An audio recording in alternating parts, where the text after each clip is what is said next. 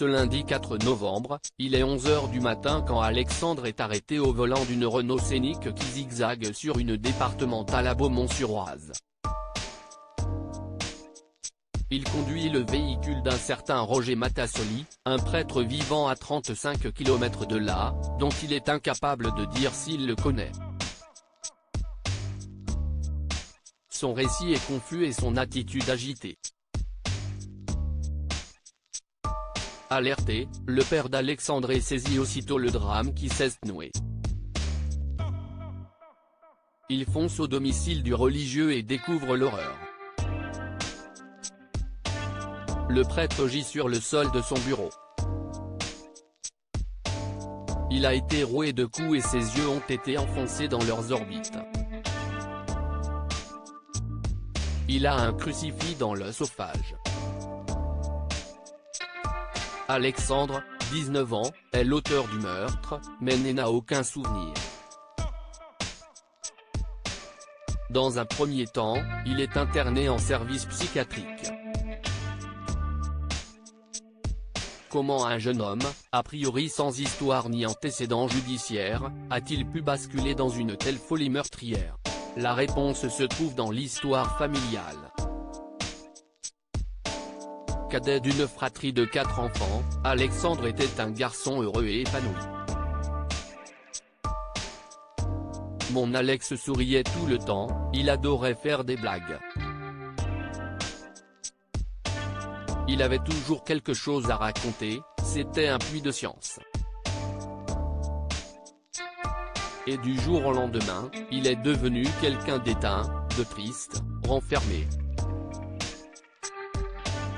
J'avais mis cette attitude sur le compte de l'adolescence, regrette Sandrine, sa mère, qui a souhaité témoigner anonymement de peur que son fils soit reconnu et agressé en prison. Il lui faisait faire le ménage nu, se doucher avec lui en 2018, après un bac littéraire obtenu avec mention, le jeune homme part s'installer à Amiens pour suivre des études de droit. Mais là-bas, il perd pied. Il est rentré à la maison en avril 2019. Il avait arrêté de suivre ses cours depuis 2 mois. Je ne l'ai pas reconnu. Il ne décrochait pas un mot, il était négligé. Ce n'était plus mon fils. Alexandre cesse de s'alimenter, reste parfois des heures devant la télévision éteinte, et se met à parler tout seul. Ses parents, alors séparés, tentent de le faire soigner par un psychiatre et appellent le SAMU. Alexandre s'enfuit, quelques jours plus tard, commet l'irréparable. On a découvert qu'il était victime du père Matassoli depuis l'âge de 14 ans. Ça a été un choc, explique Sandrine. Il lui faisait faire le ménage tout nu chez lui, il se douchait avec lui et lui avait donné des leçons de conduite lors desquelles il lui mettait la main dans le pantalon. Si est odieux.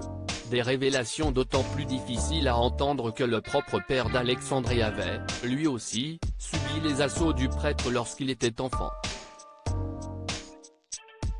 Cet abbé était un ami de notre famille, il déjeunait à notre table. Il nous a mariés et a baptisé 2 de nos enfants à l'époque, des travaux dans la maison familiale rendent la salle de bain inaccessible et Roger Matassoli propose au père d'Alexandre, alors âgé de 7 ans, de venir se doucher au presbytère. Il s'en prend au garçonnet pour la première fois. Suivront d'autres abus, parfois collectifs, dont le petit garçon ne dit rien, pétrifié par l'aplomb et la sévérité du prêtre. Mon mari ne mène à parler qu'après 8 ans de mariage. Cet abbé était un ami de notre famille, il déjeunait à notre table. Il nous a mariés et a baptisé 2 de nos enfants. Mon mari n'arrivait pas à se défaire de son emprise, alors j'ai décidé de couper les ponts avec cet homme pour éviter qu'il fasse du mal à mes garçons. Le couple se sépare en 2010 et, l'année suivante, le mari de Sandrine trouve le courage de se confier à son propre père, le grand-père d'Alexandré. Les aveux sont insupportables, l'homme se suicide 3 mois plus tard. Le père d'Alexandré se retrouve seul et fragile psychologiquement. C'est à ce moment-là que Roger Matassoli réapparaît dans sa vie. Il est le seul à lui rendre visite et, petit à petit, parvient à regagner sa confiance. Un jour, le prêtre profite de la présence d'Alexandré pour lui proposer de venir faire des petits travaux de jardinage et de ménage chez lui contre un peu d'argent de poche.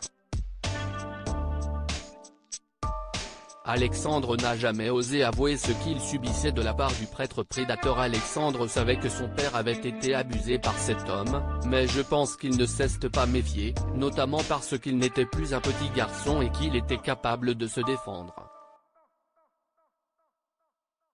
Or le prêtre avait jeté son dévolu sur lui, il le harcelait de messages dès qu'il avait envie de le voir. Tombé dans les griffes du prêtre prédateur, Alexandre n'a jamais osé avouer ce qu'il subissait, peut-être de peur que son père se suicide à son tour. Aujourd'hui, le jeune homme est détenu alors que 3 expertises psychiatriques et psychologiques concluent à l'abolition totale de son discernement lors du meurtre. Son avocate, maître Cathy Richard, devrait effectuer une demande de mise en liberté. Il a été très choqué d'apprendre ce qu'il a fait, car il n'a toujours aucun souvenir. Chaque jour, il pleure parce qu'il sait ne veut avoir ôté une vie, mais sa place n'est pas en prison, il est malade et agit sans conscience. Ça va être très compliqué de se reconstruire et, pour ça, il a besoin de nous, conclut Sandrine.